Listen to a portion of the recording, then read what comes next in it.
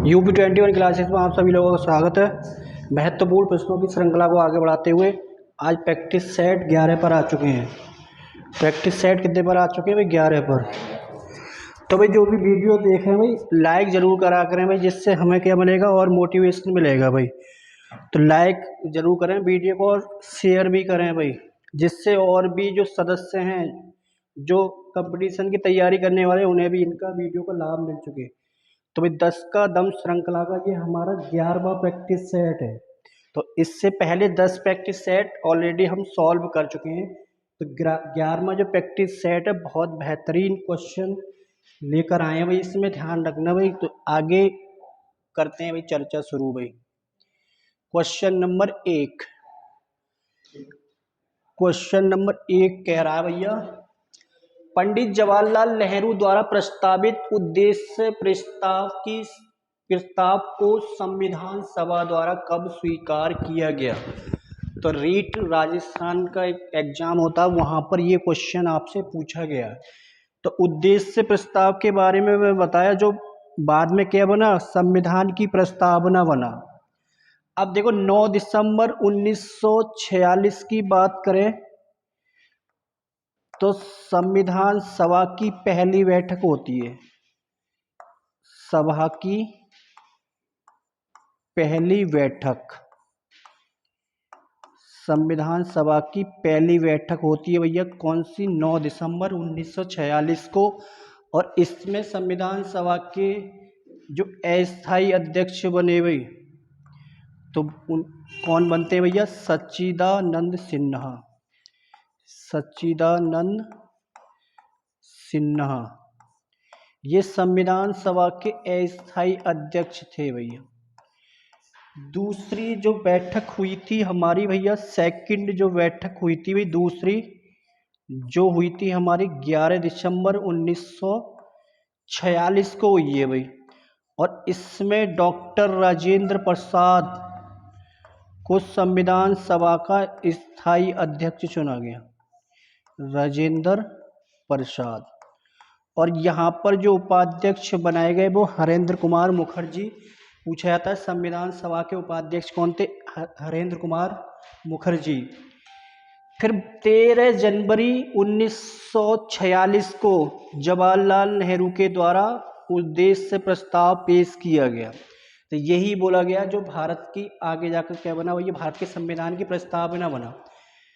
22 जनवरी 1947 को उद्देश्य प्रस्ताव को संविधान सभा के द्वारा क्या किया गया? स्वीकार किया गया। तो इसमें पूछा क्या भाई? स्वीकार किया गया पूछा, लेकिन पेश नहीं पूछा। मतलब उद्देश्य प्रस्ताव को संविधान द्वारा कब स्वीकार किया गया, तो यहाँ पर ये पेश नहीं पूछा है बल्कि कब स्वीकार किया गया।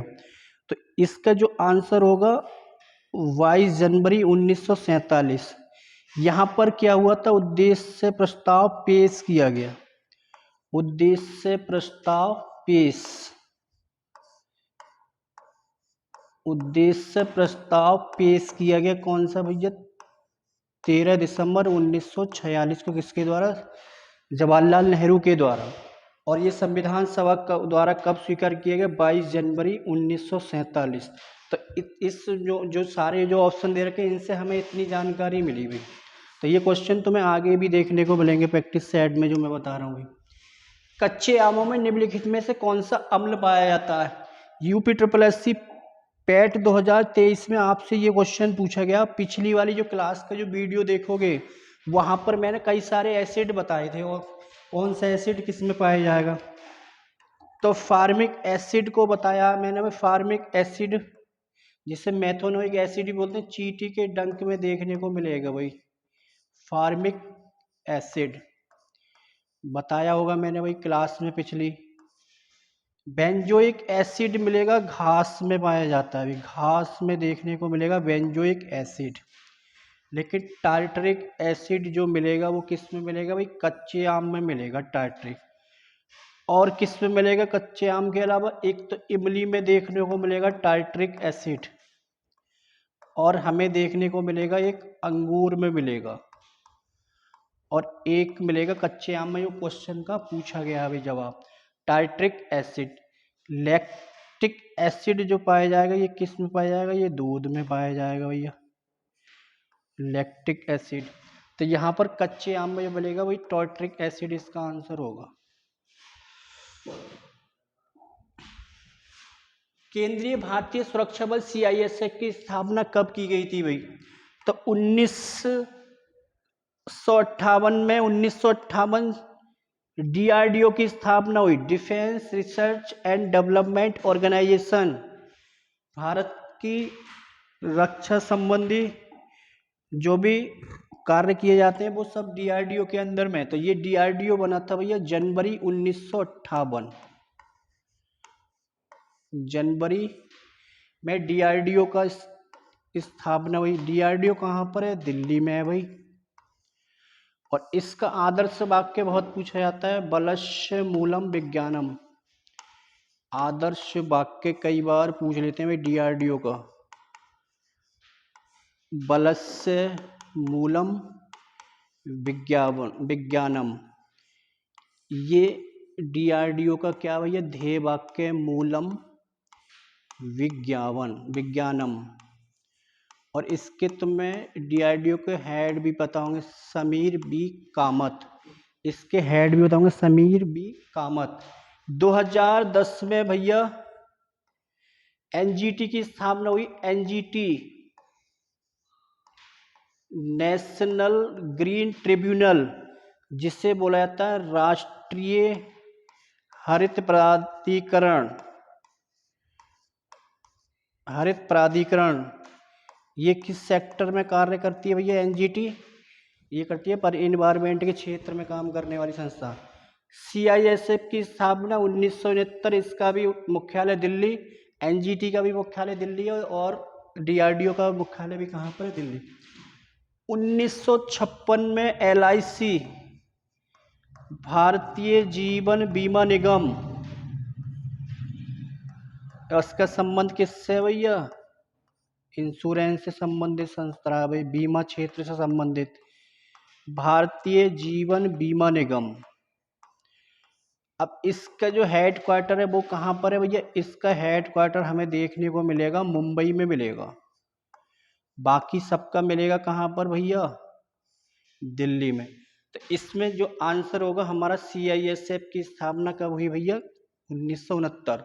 DRDO 1958 भैया, DRDO को लेकर 1958 ध्यान रखेंगे।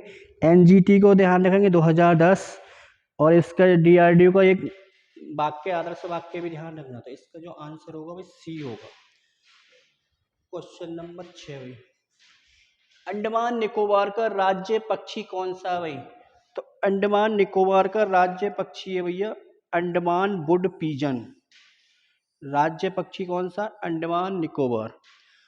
अगर भाई अंडमान निकोबार से जो क्वेश्चन जो तुमसे जो पूछे जाएंगे भाई, क्या क्या पूछा जाएगा, भारत का सबसे दक्षिणी केंद्र शासित प्रदेश।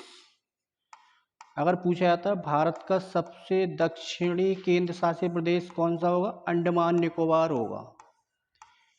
भारत का सबसे दक्षिणी केंद्र शासित प्रदेश अंडमान निकोबार। और क्या पूछा जाएगा अंडमान निकोबार को, क्या ध्यान रखना है, ये पड़ेगा भैया बंगाल की खाड़ी में स्थित है।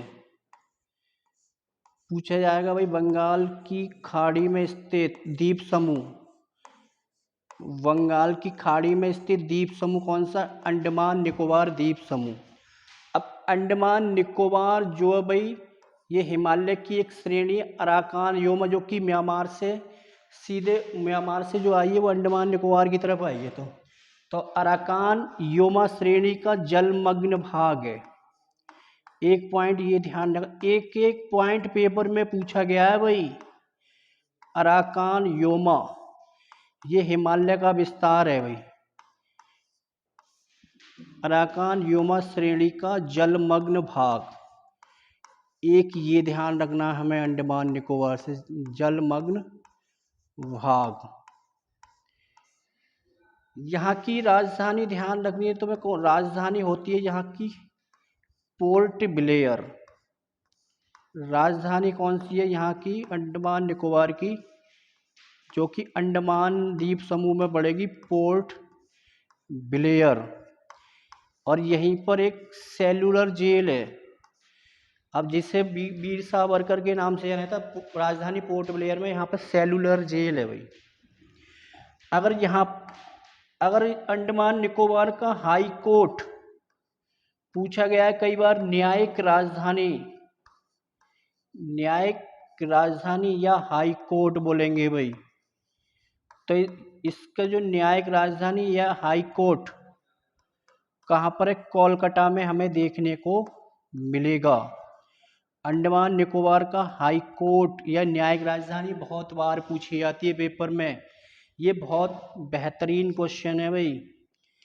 तो लाइक करते रहें भाई, कमेंट करते रहें बीच बीच में भाई।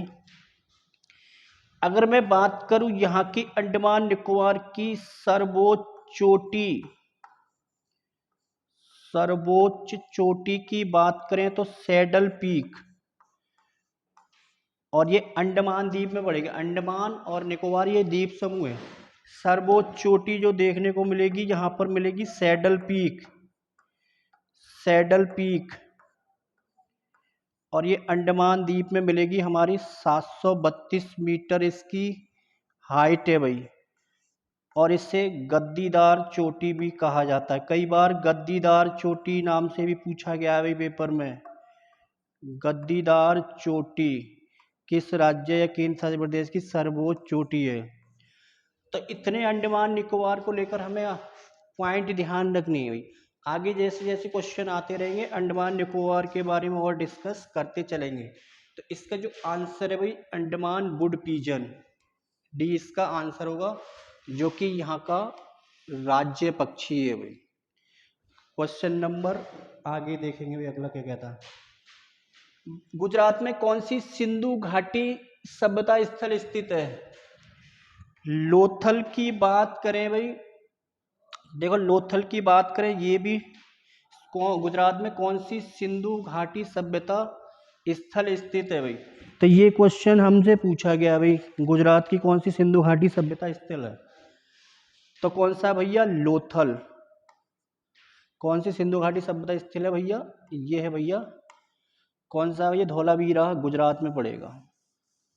कौन सा पड़ेगा, धौलावीरा, गुजरात पड़ेगा। सिंधु घाटी सभ्यता स्थल कौन सा पड़ेगा हमें, धौलावीरा। तो धीरे धीरे हम भी सिंधु घाटी सभ्यता के स्थल के बारे में जानते चलेंगे। तो सिंधु घाटी सभ्यता स्थल जो पड़ेगा धौलावीरा। रोपड़ पंजाब में पड़ेगा भैया, सतलज नदी के तट पर राखीगढ़ी हरियाणा। लोथल भी गुजरात में पड़ेगा, लेकिन पूछा गया सिंधु घाटी सभ्यता स्थल गुजरात में कौन सा भैया, धौलावीरा। गुजरात में कौन सा देखने को मिलेगा, धौलावीरा देखने को मिलेगा। ईरान का पूर्व नाम क्या था भाई, ईरान का पूर्व नाम, अब देखो ईरान का पूर्व नाम था भैया पर्सिया। कुछ देशों के हमें नाम ध्यान रखने हैं पूर्व प्राचीन नाम, जैसे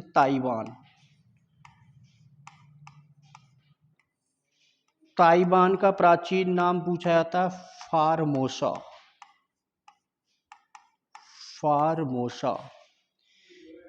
ताइवान का पूछा जाएगा जैसे फारमोसा। जैसे भाई एक पूछा जाता है हमारा जिम्बाब्वे का प्राचीन नाम पूछा जाता है जिम्बाब्वे।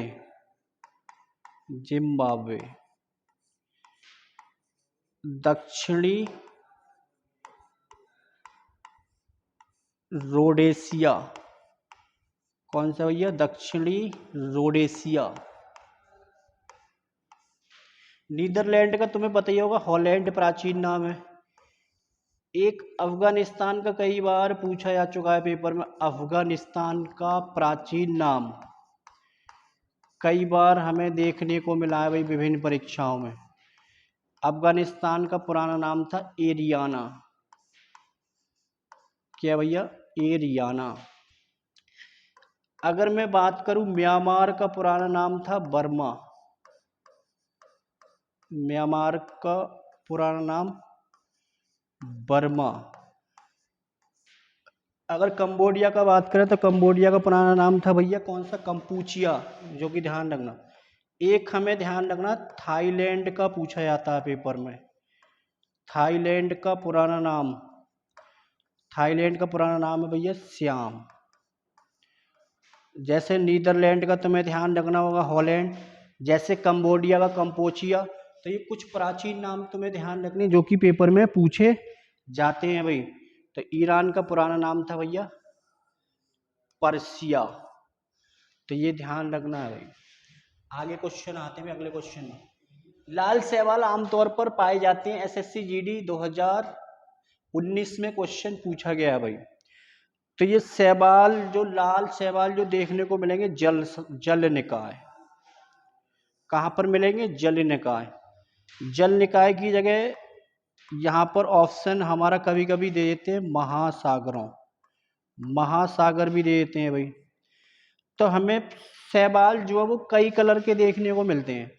अब शैवाल में क्या क्या पूछा जाएगा, कौन कौन से कलर के शैवाल पूछे जाते हैं पेपर में।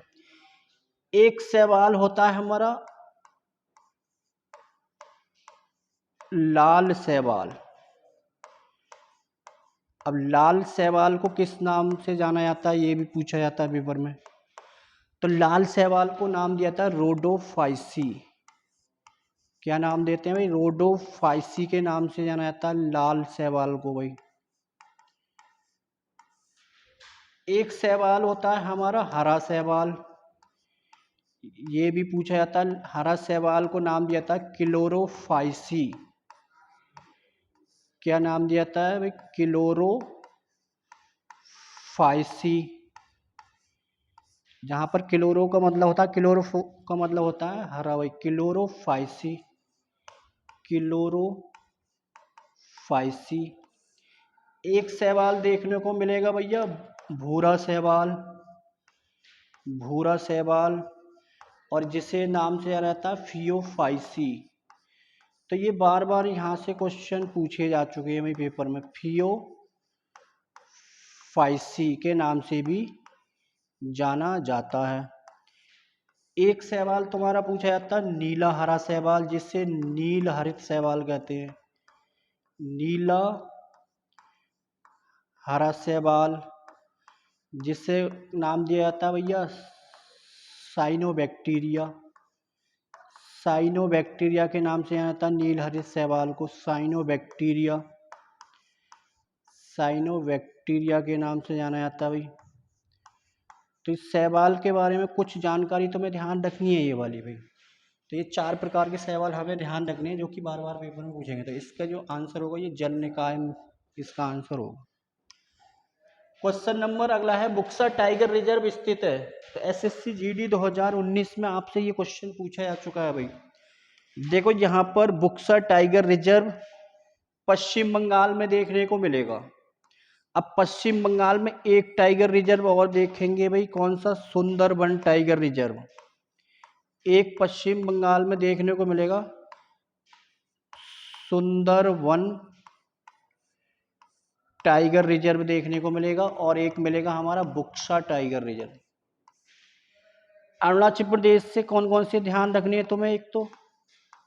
एक तो नामदफा टाइगर रिजर्व, नामदफा। एक ध्यान रखना है हमें पक्के टाइगर रिजर्व, और एक अरुणाचल प्रदेश से जो हमें ध्यान रखना है Kamalang tiger reserve, Kamalang tiger reserve. तो ये अरुणाचल प्रदेश से 3 ध्यान रखें, नामदफा, पक्के और कमलांग। आंध्र प्रदेश से मैं बता चुका हूँ भारत का सबसे बड़ा टाइगर रिजर्व आंध्र प्रदेश में कौन सा भैया? Nagarjuna Srisailam tiger reserve. Nagarjuna Srisailam tiger reserve जो कि भारत का सबसे बड़ा टाइगर रिजर्व है, नागार्जुन श्रीशैलम। राजस्थान में 5 टाइगर रिजर्व देखने को मिलेंगे। एक राजस्थान में तुम्हें ध्यान रखना, एक रणथंबोर, एक रणथंबोर टाइगर रिजर्व देखने को मिलेगा भाई। एक सरिस्का बहुत पूछा जाता है, सरिस्का कहाँ पर है भैया टाइगर रिजर्व? जो कि राजस्थान में भैया। एक टाइगर रिजर्व तुम्हें मिलेगा Mukundra hills, Mukundra hills tiger reserve मिलेगा देखने को। एक टाइगर रिजर्व तुम्हें मिलेगा यहाँ का चौथा टाइगर रिजर्व पिछले कुछ वर्षों में बनाया Ramgarh Vishdhari tiger reserve, Ramgarh Vishdhari tiger reserve. Ramgarh Vishdhari. और एक अभी बना देश का 54वां tiger reserve, Dholpur Karauli tiger reserve. Dholpur Karauli tiger reserve. ये सब टाइगर रिजर्व कहाँ पर मिलेंगे? ये तुम्हें मिलेंगे राजस्थान में देखने को।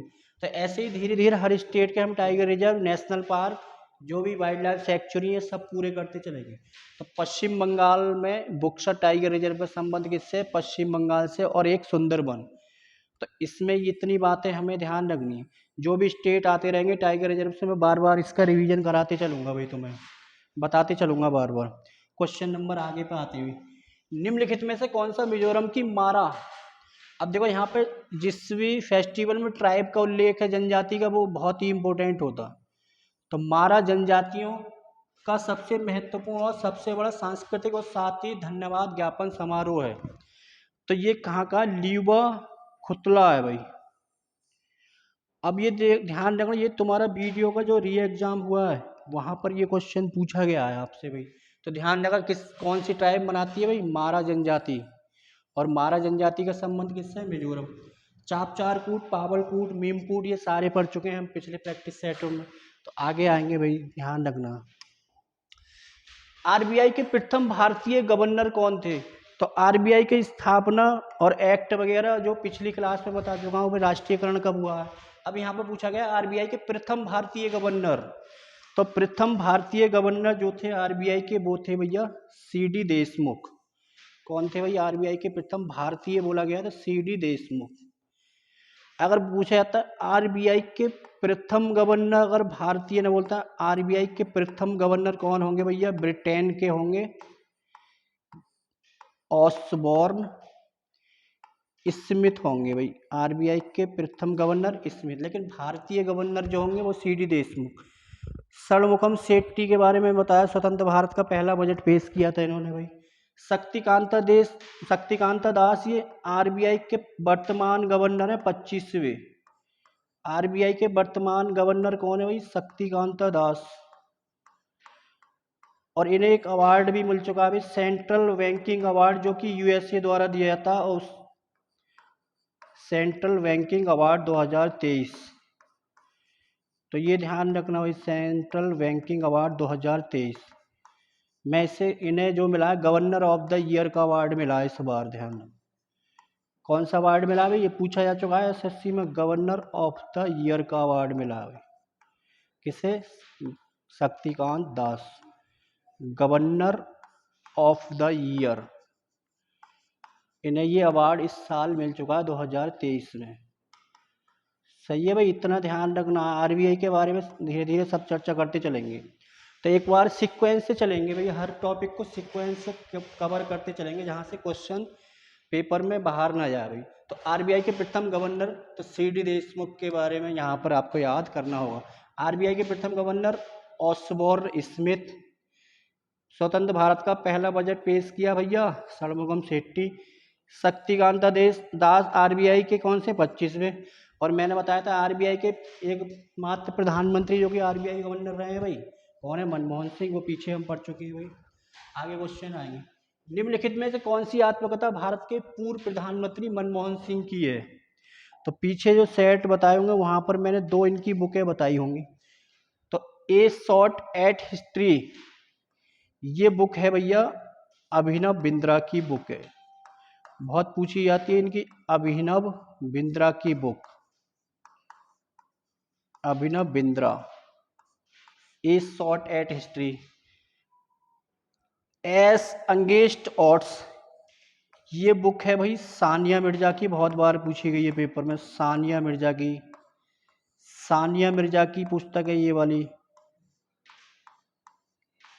माई कंट्री माई लाइफ, ये है भैया लाल कृष्ण आडवाणी की पुस्तक है। तो ये बहुत फेमस बुकें हैं भाई, इनका ध्यान रखना है हमें। लाल कृष्ण आडवाणी की बुक है माई कंट्री माई लाइफ। तो बच के आ गया भाई आंसर, चेंजिंग इंडिया बच गया। किसकी है? मनमोहन सिंह की है। तो ये a shot at history Abhinav Bindra, ace against odd Sania Mirza, my country my life ये लाल कृष्ण आडवाणी की पुस्तक है। तो इसका जो आंसर है भाई बी आंसर है। क्या है भाई? बी। क्वेश्चन नंबर अगला है भाई, निम्नलिखित में से किस भारतीय गायक ने ग्रैमी पुरस्कार जीते हैं? तो ग्रैमी पुरस्कार मैंने पीछे बता चुका हूँ, कौन सा भारतीय गायक, अल्लाह रखा रहमान। तो अल्लाह रखा रहमान के बारे में मैंने बहुत सारे अवार्ड बताए होंगे। डैनी बॉयल की एक फिल्म आई थी 2010 में, और उसमें फिल्म का नाम था स्लम डॉग मिलीनियर। उसके लिए इन्होंने एक वर्ष में 2 ग्रैमी पुरस्कार जीते थे। तो ये AR रहमान की बात कर रहे हैं, और SSC ने 2023 में ये आपसे पूछा भी है भाई। तो ऐसे क्वेश्चन तुम्हें आगे आने वाले सेटों में बहुत अच्छे अच्छे क्वेश्चन देखने को मिलेंगे भाई। क्वेश्चन नंबर अगला, 11वीं पंचवर्षीय योजना में पर जोर दिया गया। तो 11वीं पंचवर्षीय योजना की बात करें भाई, 2007 से लेकर 2012 तक रही कौन सी, 11वीं पंचवर्षीय योजना। और इसमें तेज और अधिक समावेशी विकास पर क्या दिया गया, जोर दिया गया। तो ये 11वां क्वेश्चन था। आगे क्वेश्चन वही अगला, भारतीय संविधान की प्रस्तावना में दिए गए आश्वासनों का सही क्रम है भाई। तो राजस्थान पुलिस SI में ये क्वेश्चन पूछा गया। जो पीछे वाला 10वां जो प्रैक्टिस सेट था भाई, वहां पर मैंने प्रस्तावना के बारे में बताया था क्या क्या पॉइंट आपसे पेपर में पूछा जाएगा। तो सबसे पहले इसमें जो बात की गई है, सबसे पहले प्रियम्बल में वो न्याय की बात की गई है। किसकी भैया, न्याय। और न्याय कितने प्रकार के बताए गए हैं भैया, 3 प्रकार के न्याय की बात की गई है, सामाजिक, आर्थिक और राजनीतिक न्याय। दूसरे नंबर पर बात की गई है, इसके बाद स्वतंत्रता की बात की गई है। स्वतंत्रता कितनी बताई गई है, 5 बताई गई है भाई। पिछले मैंने सेट में बताया होगा तुम्हें प्रस्तावना के बारे में पूरा। 5 विचार, अभिव्यक्ति, विश्वास, धर्म और उपासना की स्वतंत्रता। फिर मैंने बताई है समता, बताई है भाई समता। समानता बताई है मैंने, अवसर और प्रतिष्ठा की समानता। कितनी प्रकार की बताई गई है प्रस्तावना में, 2 प्रकार की। और इसके बाद बंधुत्व अर्थात भाईचारे के बारे में बताया गया। तो सबसे पहले न्याय के बाद स्वतंत्रता, फिर समानता की बात की गई, फिर बंधुत्व अर्थात भाईचारे की। तो ये इसका क्रम होगा, सीक्वेंस।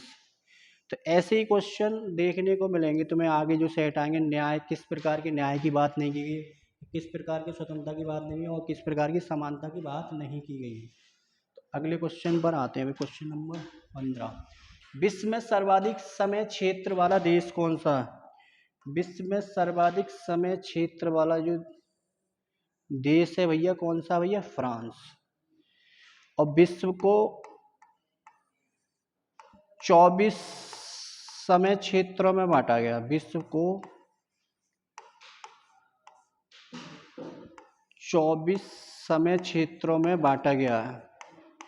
और ये पैट 2022 में क्वेश्चन पूछा गया भाई, समय क्षेत्रों में बांटा गया है। तो संपूर्ण क्षेत्र को, मतलब संपूर्ण विश्व को कितने टाइम जोन में बांटा गया है, तो 24 समय क्षेत्र में बांटा गया। प्रत्येक 15 डिग्री के देशांतर पर एक समय क्षेत्र को स्थापित किया गया। मतलब तो 360 देशांतर होंगे, तो प्रत्येक 15 डिग्री पर एक समय जोन होगा। प्रत्येक 15 डिग्री पर एक समय जोन का निर्धारण किया गया। तो हमारे जो 360 देशांतर है, तो मतलब कितने होंगे, प्रत्येक घंटे पर एक होगा। 24 समय क्षेत्रों में बांटा गया। तो ये पैट 2022 में क्वेश्चन पूछा जा चुका है, पैट 2022। तो और यहाँ पर जो क्वेश्चन पूछा है SSC MTS 2020 ने पूछा। तो आज के लिए इतना ही, कल फिर नए प्रैक्टिस सेट के साथ मिलेंगे भाई। तो वीडियो देखें और भी ज़्यादा से ज़्यादा शेयर करें, जिससे जो और तुम्हारे साथी हैं उन्हें भी इसका वीडियो का लाभ मिले। तब तक के लिए जय हिंद, जय भारत।